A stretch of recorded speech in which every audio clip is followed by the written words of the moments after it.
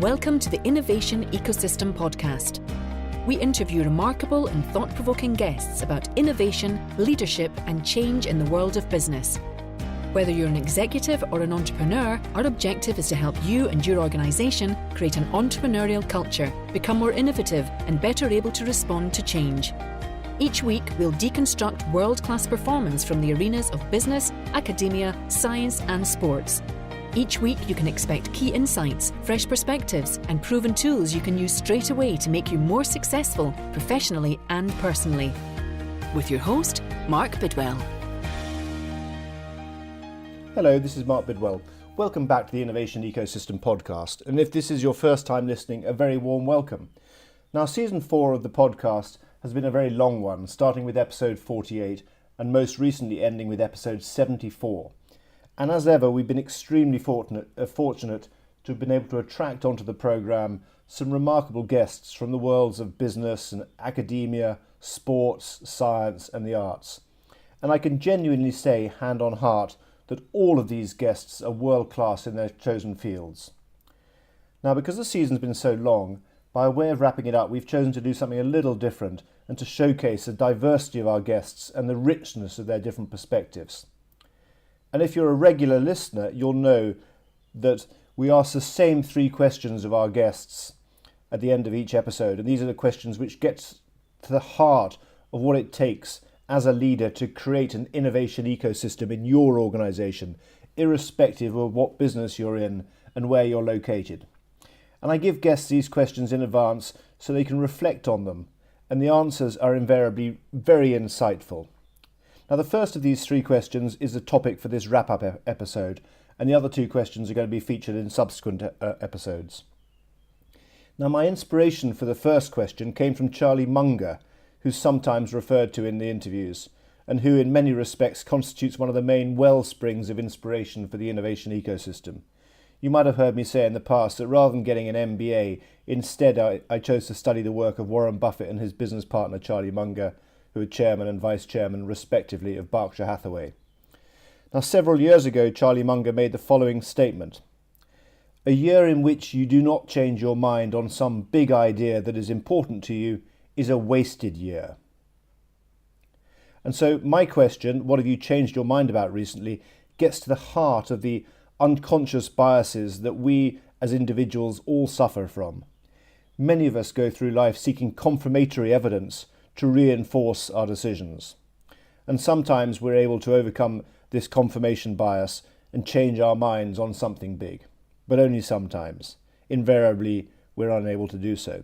And from a business point of view, it's key that we're able to overcome the organizational biases like not invented here syndrome, groupthink, the halo effect, stereotyping. And this is how we can start to look at the market differently, to build our innovation muscles, to innovate around multiple value drivers, to change our perspectives and the perspectives of those around us. So this is why I asked my guests this first question. And as you will hear, the answers are fascinating. I really hope you do enjoy this week's episode. So not surprisingly, many guests talked about the different choices they'd made as a result of changing their minds. But what was rarely discussed were emotions relating to decision making, until David Marquet came on the show and shared his thoughts on how one affects the other. I really got warmed up to emotions. I was a physics major, a nuclear submarine captain, and for a long time, emotions were sort of a symbol of weakness and distraction, that we were just cool, rational people. David Marquet was the captain of the nuclear submarine USS Santa Fe from 1999 to 2001 and is the author of the book Turn the Ship Around. Based on just what I've been reading and thinking about, I think emotions are actually emotions are your rational brain on fast forward. They're based on thousands of years of experience, and they're critical to making decisions. And so when we try and remove emotions from work, we are making it actually harder for us to make decisions. The problem is emotions can lead us astray. So we need to know when those emotions should be trusted and when they shouldn't be trusted. But removing emotions, I don't think is the right answer. We want to embrace emotion at work and make it safe to express, be vulnerable by expressing them ourselves. Things like, now I'm really worried about, I'm concerned, I'm losing sleep over this, and making it safe for the people around us to express their emotions. Now, in the world of business, we often hear about workplace safety, but in the context of health and safety, for instance, around minimising lost time incidents. But creating a safe environment for people to explore things, to ask challenging questions, and to confront organisational biases is not easy for leaders. But equally, it's fundamental in order to create a culture of innovation. And on the USS Santa Fe, David creates an environment where the crew at all levels can open up and express themselves with courage and honesty. And the fact that he does this whilst in command of a nuclear submarine makes his story all the more remarkable. My conversation with him is well worth a listen, and for your reference, that was an extract from episode 66. And courage and honesty is also something my guest Annalisa Giganti spoke of back at the very start of season 4. An honest debrief is the best thing you can ever do. And it takes courage from leaders to be able to do that. Yeah. But I think we will have that responsibility to have people around us who can disagree with us, who can argue a point to the end, because the outcome will be better. Yeah. And I think we need to make that happen in more organizations. Yes. And obviously, in order to do that, you need to surround yourself with the right people. As I often say, if you're the smartest guy in the room, you're in the wrong room. If you are surrounded by other A players, you can achieve 100 times more than you can in other ways. And sometimes it's not possible, but at least having that goal in mind, I think, helps select, what the next project is to work on. Annalisa Giganti there, who's a former head of innovation and R&D at Lafarge-Holcim and is currently a board member and advisor to Global 500 companies, as well as an alumni of our leadership program, the Innovation Leadership Circle. And as an aside, if you're interested in learning more about this program, go to our website www.innovationecosystem.com/ILC or drop me an email. Now, as Annalisa mentioned, choosing the next project to work on is always a big decision. And maybe too many of us say yes to new projects when perhaps we should be saying no. Here's Andy Billings, a leader at Electronic Arts, with the wonderful job title VP of Profitable Creativity, answering my question. So I think the thing I've changed my mind about recently is you just can't exponentially keep taking on more and more and more. I'm always just so interested in new ideas and new activities, and Electronic Arts and this ecosystem I work with is very large. So I'm always just trying to get involved with everything. You have to start to figure out where you really most want to concentrate, and you have to start saying no. And so I never thought I would get to the edge of my energy, resources, or time, but I guess I finally reached that place. So what I've changed my mind about is being, if you don't say no once in a while, you never really can say yes to the things you most want to concentrate on. So many of us suffer from what is often called a fear of missing out, FOMO, present company included. And in fact, this was one of the reasons that an earlier guest in season 1, David Allen, sat down and created the enormously successful time management program Getting Things Done, GTD. He too suffered from fear of missing out. As he described it in the interview, he was distracted from his task at hand by bright, shiny objects. So he went off and created this time management system, GTD, which has been truly transformative for the millions of people who've adopted it. So Andy's in good company. And my conversation with Andy was notable for a couple of other reasons. I got to learn more about the games industry and about the very strong culture of learning in Electronic Arts, which grew out of the near-death experience that the company suffered when they missed out on the move to online gaming. And a number of you contacted me, having listened to the full episode, to say how surprised you were that incremental, small I innovation accounts for such a significant proportion, as Andy said, 80% of the innovation activities in Electronic Arts. And it's easy to imagine that big I, disruptive innovation, is at the heart of how this kind of high-tech, hits-based company operates. But this is a myth that's been propagated by the media, the VC community, academia, and consulting. And as a former anthropologist, I call this the creation myth, the myth surrounding the almost cult-like status of people like Jeff Bezos, Elon Musk, Steve Jobs. But the truth, the reality is different.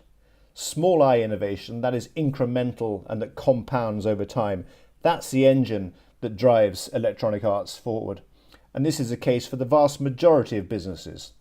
And it's small I innovation focusing on a wide range of the value drivers across the business versus just focusing on R&D and the folks in the so-called white coats.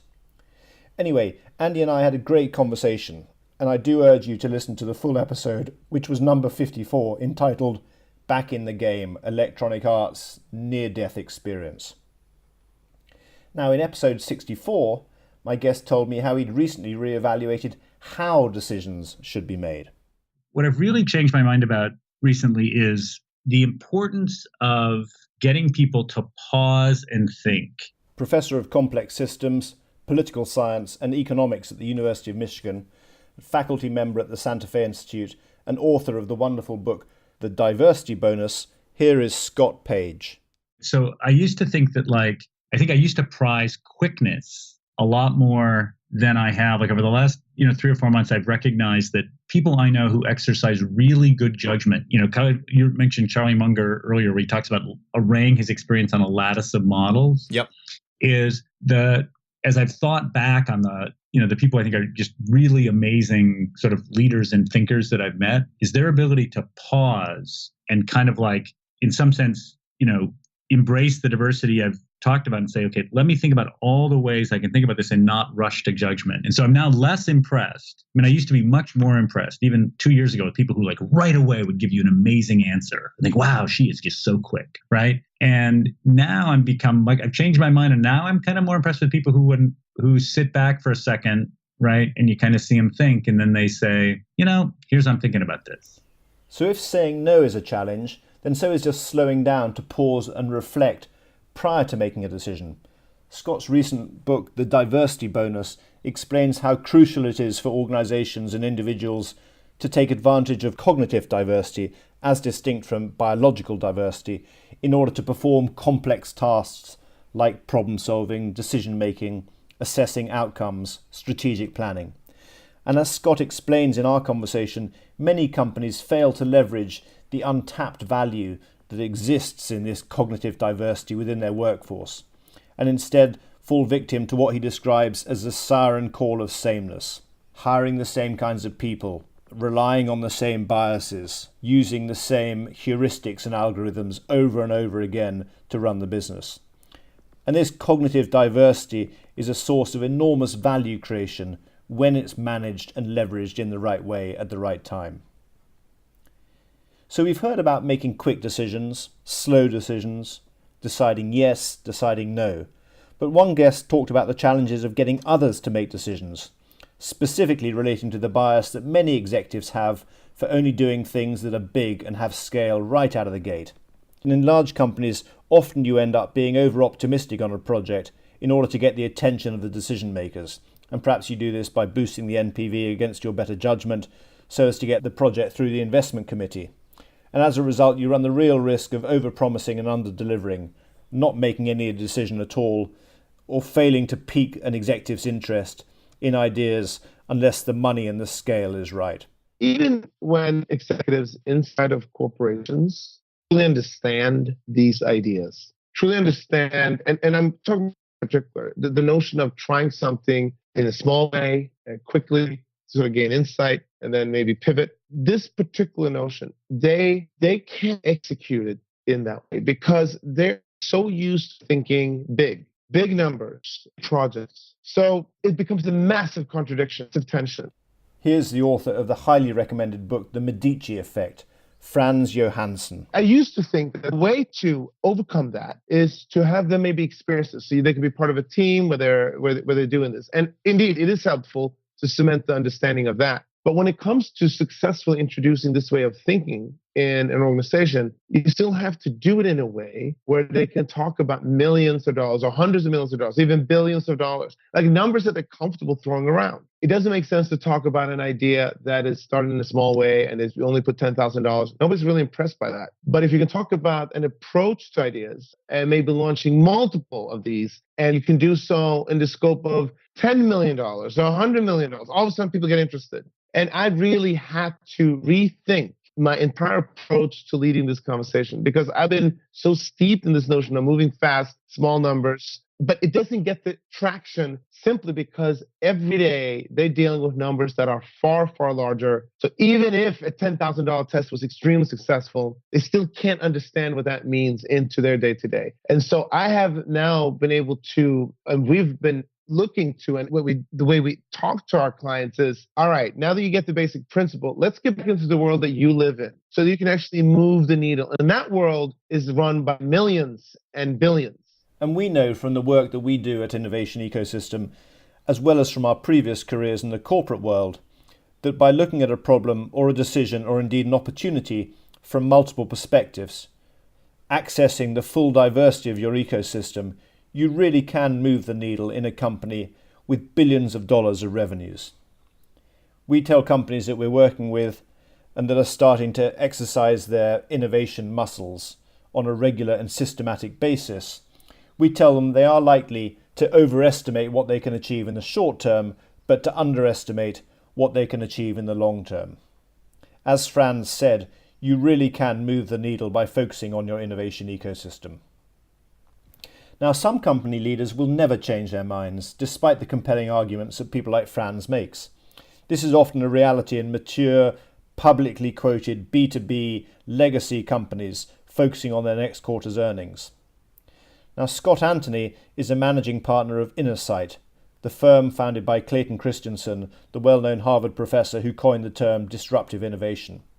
And part of my conversation with Scott during episode 58 centered on how companies need to transform on two fronts, the so-called dual transformation described in the book of the same name, as well as the role played by private family businesses and governmental organizations in building innovative companies that sustain themselves over the long term. So when I came out to Asia, I was well schooled in Western Orthodoxy, which is professional managers and publicly traded companies are good and family-run companies are bad. So that's something that I think is generally accepted belief if you learn economics or study business in a Western school, which I did. I have changed my mind about that. I think it's much more nuanced than that. I think, in fact, family-run and government-linked companies can be very beneficial for the industries and countries in which they operate, because they can take a longer term perspective in many cases. They can place bigger bets. They can approach problems in a different sort of way. And this is hard for me intellectually to even say, just because, you're trained, the invisible hand, the discipline of the market, the professional managers, that's the best way for things to work. I don't think that's actually the case. And in fact, I think there are lots of problems to the way that many Western markets are organized. And a little dose of family-controlled businesses, private companies, and even some government-linked organizations run in the right way could actually be quite beneficial. That's one place where I've changed my mind recently. Now, of course, public companies are capable of this too. A company we work with is celebrating its 200th year anniversary this year. Nestle was 150 years old recently. And in the US, Berkshire Hathaway, a company I referred to in the introduction, and one that we often talk about in the context of its unique culture, Berkshire Hathaway dates back over 50 years and is run on similar lines to a family business, albeit one with 400,000 employees. It prides itself on being an attractive acquirer for family businesses looking for a safe, secure, long-term home. A permanent home for Warren and Charlie's acquisitions, if you like. So it's not that these businesses don't exist, it's just that they are increasingly rare. Now, moving out and travelling to Asia was a catalyst for Scott changing his mind on smaller scale businesses, and travel was also the topic of conversation with legendary venture capitalist, entrepreneur and author Brad Feld in episode 63. I used to think that I had to physically be somewhere to really accomplish something. And in the last few years, I changed my mind about that. And I spend most of my time now not traveling. I do travel some still, and there are moments where I do. But I really came to the place where the physical interaction with other people, while in some specific cases important, was was not a generalizable truth for me. Mm-hmm. So many of us spend time travelling to and from meetings in distant countries and then sitting in the meetings when we get there. And we show off our gold status airline cards like badges of honour. And yet to hear from one of the most successful venture capitalists of our generation, who also founded Techstars, which has had an enormous impact on helping large organisations connect with startups, to hear Brad describe how he invested in an early stage startup and worked with a team through a period of growth which ultimately led to an exit without ever having met the founders in person, was quite remarkable for me. And as you can tell from the interview, I'm a huge Brad Feld fan, and I do highly recommend you check out his work, starting with the podcast interview I did with Brad, number 63, and see which of the many insights he shares might resonate with you. So we've had lots of fascinating answers to the question, what have you changed your mind about recently? And I'd like to end with an answer I got from the award-winning journalist, author and questionologist, as Warren describes himself, questionologist Warren Berger. Oh, well, what I've changed my mind about recently, one thing is that I should stop giving advice. And because I haven't followed this yet. I'm not very good at it, but I think I'm going to try to work on it. One of the things I discovered in my research was that giving advice is something we all do too much of, and a lot of people don't follow advice anyway. So, for instance, when you tell your coworker, you should do this, or when you tell your spouse, here's what you should do about that problem. We all do that a little too much. A lot of times the advice we're giving is not as good as it could be. And oftentimes the person on the other end doesn't really want to hear. They don't really want to be told what to do. So what I discovered is that it's much more effective to use questions to help people give themselves advice. In other words, you use questions to guide them through whatever the problem they're having and say, have you thought about possibilities, ways to possibly approach this problem, and what ideas have you thought of? And then the person will say, well, I've thought of A, B, and C, and you can sort of work them through their own ideas. You can lead them through their own ideas, and it's much more effective than giving them your ideas or your advice. So as you might have been able to tell, I always enjoy listening to people answer this question. It's powerful. It forces you to reflect, and very rarely do I get a dull, canned answer. Now, of course, it's a hard thing to do to change your mind like this. Everything that we do here at the Innovation Ecosystem is focused on exploring the world with our guests, with you, our listeners, and with our customers and clients from multiple perspectives. This creates new insights. It encourages us to ask the new and the different and the sometimes challenging questions that have the potential to rock the very foundations on which we make choices and take decisions and lead aspects of our lives. So let me close with the quote that I opened this episode with, the quote from Charlie Munger. A year in which you do not change your mind on some big idea that is important to you is a wasted year. So I implore you, don't waste another year. So I hope you've enjoyed this new and different episode. I've had a lot of fun going back over this long season of episodes and pulling out the answers to this question. We're going to follow up with 2 more episodes like this, and I really do hope that this is of value to you and of interest, and it encourages you to go back through some of our previous episodes, but most importantly, that it challenges you to reflect on some of your biases, some of your perspectives, and begin to explore them from different angles. Many thanks. This is Mark Bidwell, Changing Perspectives, one podcast at a time.